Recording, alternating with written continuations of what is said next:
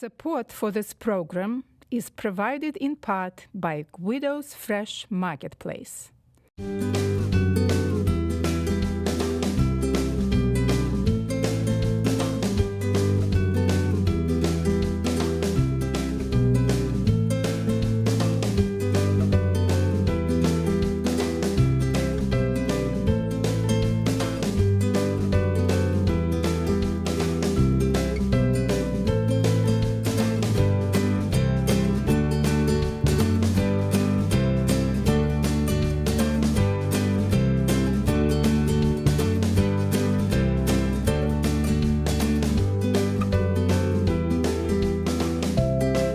Welcome to The Natural Cook.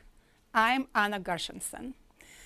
Today we have the last part of our series of Thanksgiving cooking, where we take you directly to the farm to share our excitement about the Red Shirt Farm in Lanesboro, Massachusetts, right on Route 7.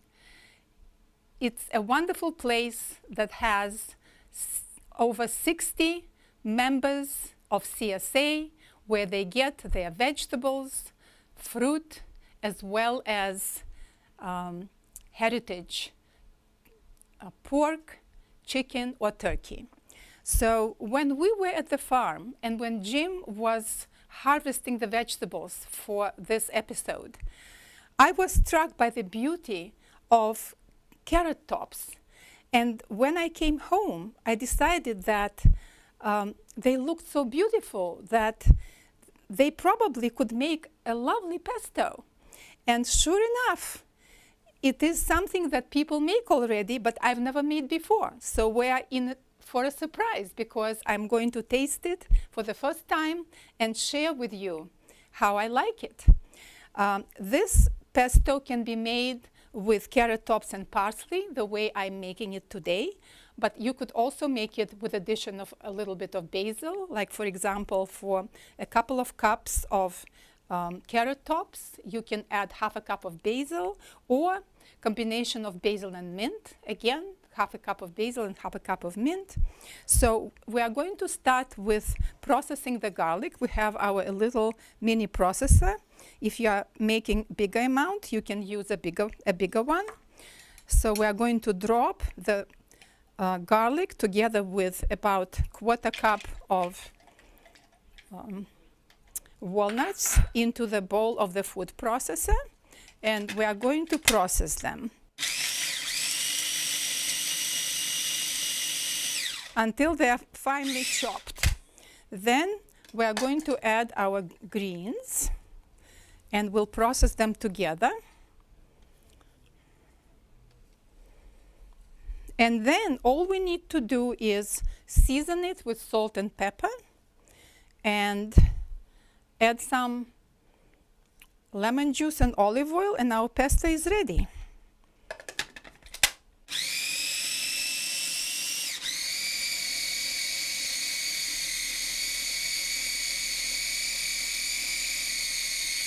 Okay, let's push it down a little bit, otherwise it will take forever.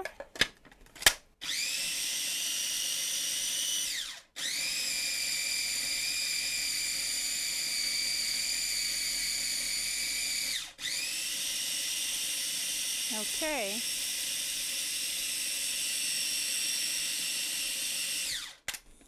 Now that the greens have been all ground, we are going to add some lemon juice. This is juice of half a lemon, probably about a couple of tablespoons. And then I will add about quarter cup of olive oil, and then I will add more if I need it. Okay, salt. Okay, black pepper.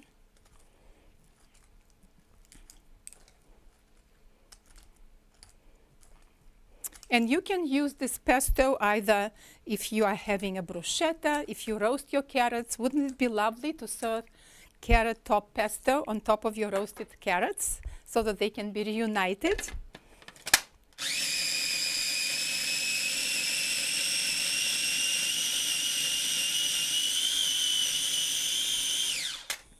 Okay, Let me taste. I think I might need a little bit more olive oil. Let's taste.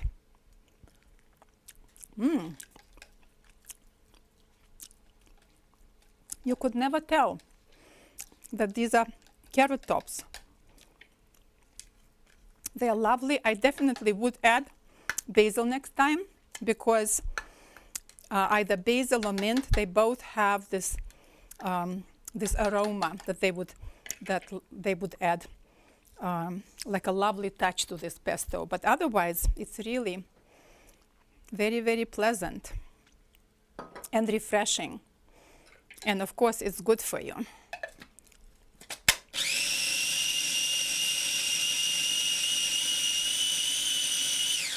Okay. All right.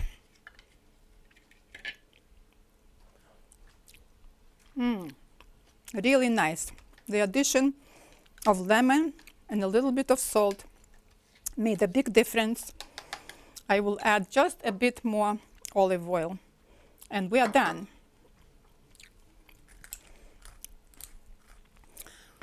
So after you're done with this pesto, you can take it out and put it into a little jar and drizzle a little bit olive oil to preserve it longer, and then you can keep it in your refrigerator for a few days, maybe up to a week, and enjoy it. You can serve it with your pasta or, like I mentioned before. So thank you for joining us for this little surprise, and I know that you are going to enjoy watching the shots of beautiful Red Shirt Farm and Jim Schultz, who are interviewed there.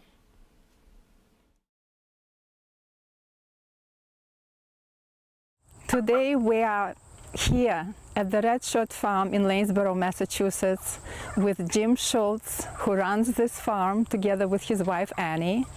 And we are absolutely delighted because we can introduce you to the stars of our show today, our heritage turkeys, and let you know a little more about why we're here and why we're excited about these wonderful birds.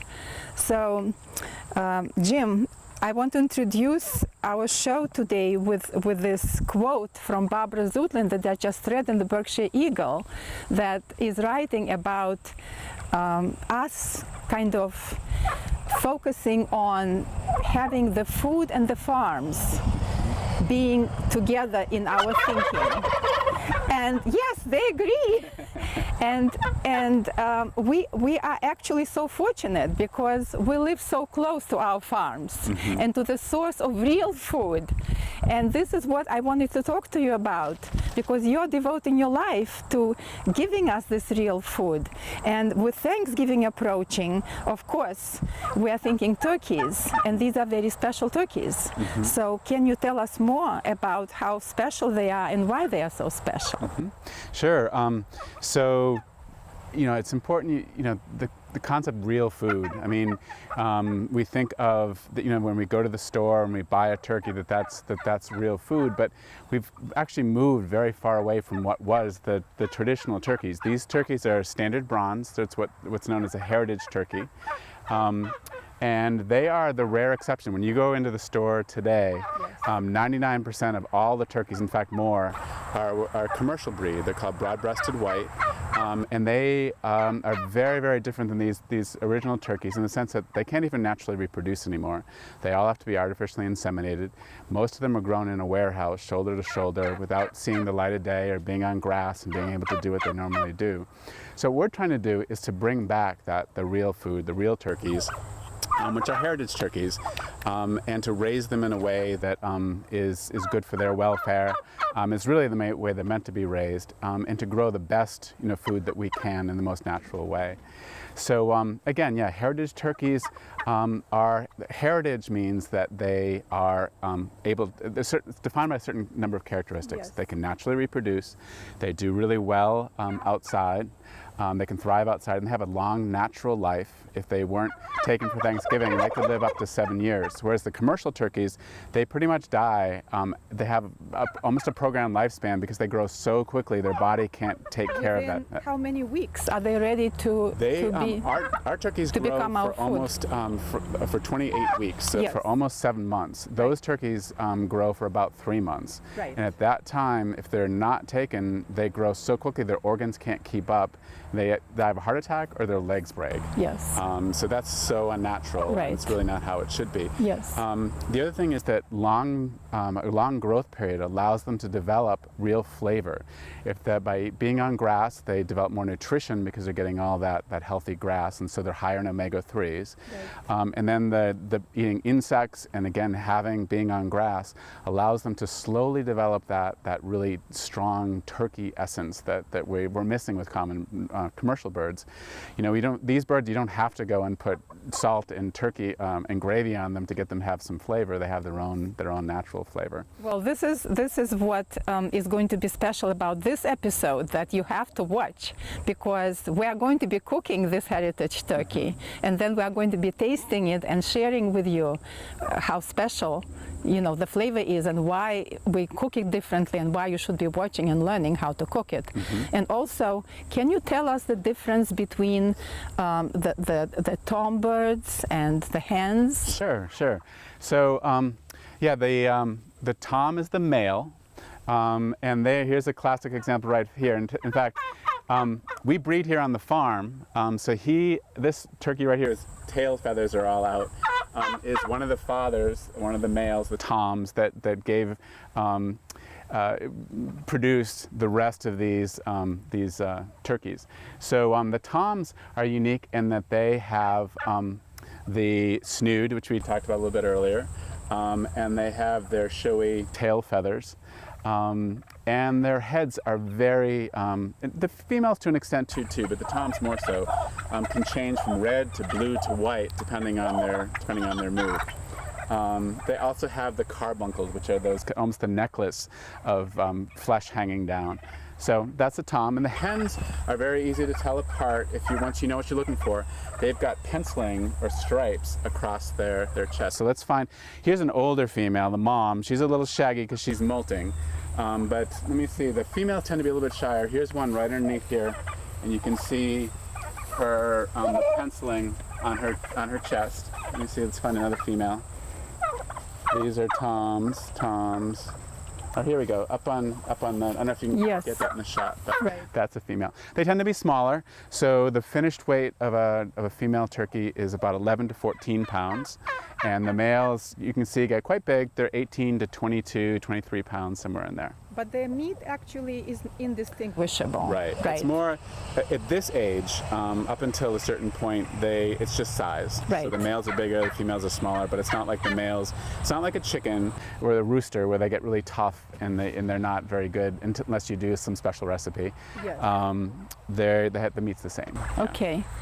Well, what we need to remember is that we want to live happy lives. And when we eat animals, when we make them part of our food, then they really need to have happy lives as well, because they become a part of us, and we often forget. And with us here, we have really no excuse not to patronize our farms and not to consume the food that will contribute to our health, emotional health, as well as physical health. And we are very grateful to Jim. And today he's also going to show us all the wonderful vegetables that he's growing, because some of us don't know what they look like when they are on the patch and how we harvest them. And we are going to incorporate these vegetables also into our meal. So this is going to be a very, very exciting meal to eat and cook. Grow down on the ground, the root of the carrot. We're looking at about 6 inches to, sometimes they get up to 10 inches. If you were just to grab them and pull them out without having loosened the soil, you could break off the tops. So by loosening up the ground, it makes it easier. We can just go ahead and reach in and grab whole bunches of carrots at a time. And Oh. so you get a mix. We got some smaller ones, some bigger ones. They all taste good. So if we're going for sale, we'd take out just the big ones and save the small ones for house carrots, or sell them to a restaurant who wants baby carrots. So this variety is called Yaya, and it's a really nice, sweet carrot. And so sometimes when we're out harvesting and we're hungry, just wipe them off with that good mineral soil and take a bite. That's a good carrot. Fantastic. This is what people should be eating to build their healthy guts. Because we really get nutrients from the soil, and that's why when we are putting all these pesticides and chemicals, we are killing the bugs, and this way we are really don't get to nourish our guts. Exactly. And that's where our immune system resides, and then we don't know why we get sick. Exactly. So thank you for showing us how you eat dirty carrots that nobody probably would dare eat. Well, I know it's in the soil, and it's Yeah. organic, and it's perfect, and Yes. so, and like you're saying, your whole microbiome thrives on the microorganisms that live on this, and the stuff that you get in your hands. So, having farmers' hands and having dirt in your hands actually improves your immunity by developing that microbiome. Yes, so So- make sure that before you eat a dirty carrot, you know where it was growing. Don't just eat any dirty carrot. Exactly. Okay.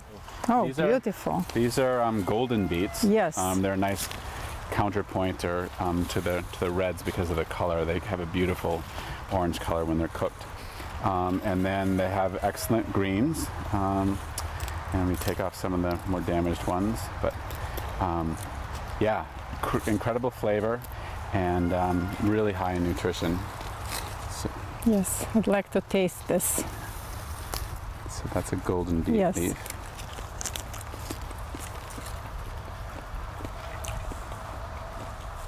It's very tender. I would cook the beet leaves. I wouldn't eat them raw, but definitely use them. Don't throw them out.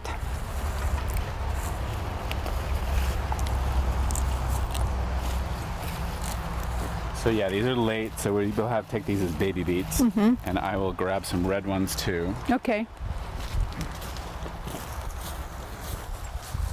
And we'll make them a part of Thanksgiving table. These are Brussels sprouts. People have probably had them before. They're in the brassica family. They've got a wonderful, rich brassica type flavor. But oftentimes people don't see them on the stalk or see how they grow. So these plants, Brussels sprouts take quite a while to grow. These were planted back in sort of early mid-June. And I probably could have put them in a little bit earlier, but they're doing okay. So what we do is we just take and cut them off at the base, and then we remove the leaves so that we can give it to people right on the stalk. And they keep very well that way. So you can put this whole stalk, you either hang it upside down in your basement, you get a cool basement, or you could put it in your fridge. So each one of these Brussels, you just snap off, remove the outer coating, which Anna's doing, and then I'll let Anna talk about how she cooks them. Well, we are going to be throwing them into our Thanksgiving meal. I already showed one episode last year where I created a dish where I was shaving the Brussels sprouts and cooking them together with onions and garlic and shiitake mushrooms. I think that these are actually much smaller, so it's going to be wasteful to make that kind of recipe because there isn't a lot of meat on them. So they would be great just going into a roasting pan and roasting them quickly. Yes, I love Brussels sprouts, and I know that people are divided actually into groups. Some adore them and some they just don't care for them at all. But I think that it's a wonderful food in the brassica family that is together with broccoli and cabbages and kales, which is fantastic to include into your diet when you care for your body and want it to thrive. Right, the whole brassica family Yes. is that way. Okay. So the seed looks just like any other brassica seed. It's a very, very small seed. We start them inside early, and then they grow up. We transplant them out when they're about 2 or 3 true leaves, so when they're a few inches tall. And then we just keep them weed free, and there aren't too many insects that bother them. Sometimes aphids do, but for the most part, they take So off. what is this brown? It's the beginning to So there's sometimes the leaves, the outer leaves, start to show some damage. Right. So they'll dry up or decay a little bit. So you just peel those off. There's nothing wrong with them. In fact, it actually kind of protects them the inside. Okay. Sounds great. Thank you. You're welcome. So leeks are these wonderful prebiotic food that I was talking about when I was including them into the meals that I was making. And this is how they grow. And this is how they're harvested. And as you can see, I was talking about them growing in a lot of soil that is going all the way up to their stalk, and that's why it's very important to wash them properly and remove all the outer layers. And we are going to take them and show them again how to cook with them and incorporate them into our wonderful meal for Thanksgiving. So thank you for showing us. You're welcome. What is the name of this kale? This is, I'm drawing a blank. I think this is winter boar. Because I haven't seen them at the markets. Oh, this variety, no, I know. There's many different kinds of kale. And actually we just couldn't, there was no more of the tight leaf available to seed because it was late in the season. So we went with this instead. And I really like it. It's very beautiful. Yes, it's very fine, Yes. fine-leaved. Yes. So. And I like how it's curling around and then returning. It's really a very, very decorative looking kale. It'll be great for your meal. Yes, absolutely. So we'll be making a lovely salad that we'll eat alongside our cooked meal. It's very important to have something raw with the cooked, and then we'll add other things. Maybe we'll add some raw carrots to it, and we'll see. Raw leeks for sure. We'll decide. Whatever inspires me, that's what's going to happen there. All right. Okay.